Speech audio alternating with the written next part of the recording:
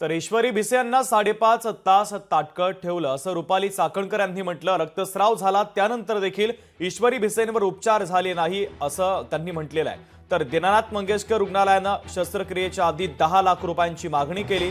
दीनानाथ मंगेशकर रुग्णालयाच्या हलगर्जीपणामुळेच या महिलेचा मृत्यू झाला। मंगेशकर रुग्णालयावरती गुन्हा दाखल होणार असल्याची माहिती देखील आता रुपाली चाकणकरांनी दिलेली आहे। तर दीनानाथ मंगेशकर रुग्णालयावरती कारवाई केली जाईल असं देखील महत्त्वाचं वक्तव्य रुपाली चाकणकर यांनी केलेलं आहे।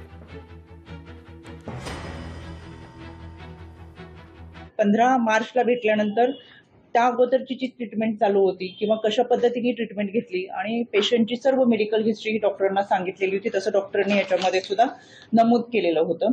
आणि पेशंटची मेडिकल हिस्ट्री फक्त डॉक्टरांना माहित होती। पेशंटला ऑपरेशन थिएटरमध्ये घेऊन जाण्या अगोदर 10 लाखाची मागणी केली। या 10 लाखाची मागणी करत असताना पेशंटच्या नातेवाईकांनी, आणि हीच गोष्ट पेशंट समोरच घडत होती, पेशंटच्या नातेवाईक आणि पतीने सांगितले की आमच्याकडे आता 3 लाख रुपये आहेत, 3 लाख रुपये तुम्ही घ्या, इतर पैशाची व्यवस्था ही आम्ही 2 ते 4 तासामध्ये किंवा उद्यापर्यंत करू। ते संबंधित विभागाला अनेकांनी फोन केले, मग ते मंत्रालयातून फोन गेले, काही विभागाकडून गेले, पण याची कोणतीही दखल न घेत 9:01 पेशंटची एंट्री हॉस्पिटलमध्ये दिसतीये। 2:30 वाजता पेशंट हॉस्पिटलमधून बाहेर पडलाय। तब्बल 5.5 तास पेशंट हॉस्पिटलमध्ये असताना पेशंटला खूप मोठ्या प्रमाणात रक्तस्राव होत असताना सुद्धा कोणतेही प्राथमिक उपचार हॉस्पिटलकडून झालेले नाही। या सगळ्या कालावधीमध्ये पेशंटची मानसिकता फार खचून गेली। तर राज्य महिला आयोगाच्या अध्यक्ष रुपाली चाकणकर यांचं हे वक्तव्य देखील आपण पाहिलेलं आहे। त्यांनी पत्रकार परिषदेमध्ये अनेक महत्त्वाचे मुद्दे देखील मांडलेले आहे। रक्तस्राव झाला होता त्यानंतर देखील ईश्वरी भिसेंवर उपचार झाले नाही असं त्यांनी म्हटलेलं आहे। रुग्णालय प्रशासनानं शस्त्रक्रियेच्या आधी 10 लाखांची मागणी केल्याचं देखील चाकणकर यांनी म्हटलेलं आहे।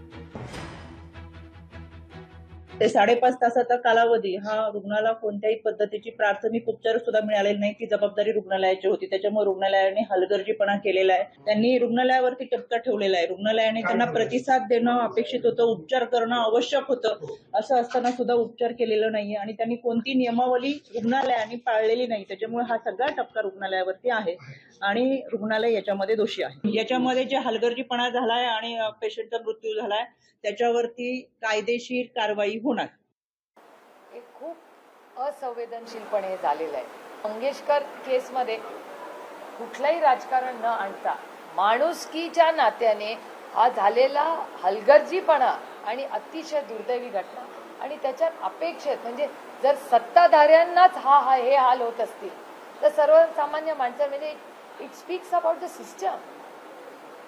म्हणजे जर माननीय मुख्यमंत्र्यांच्या ऑफिसमधून फोन जाऊन जर मदत मिळत नसेल तर मग कुणाला न्याय मागायचा आहे राज्यात?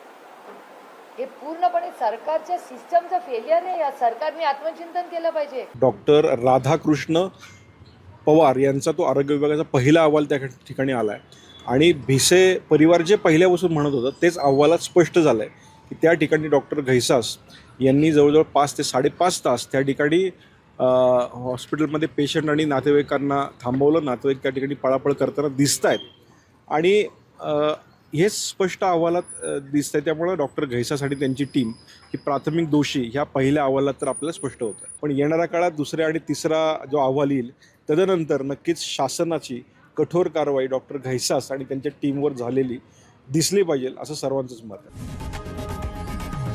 लोकशाही मराठी ऐका, पहा, जागरूक रहा।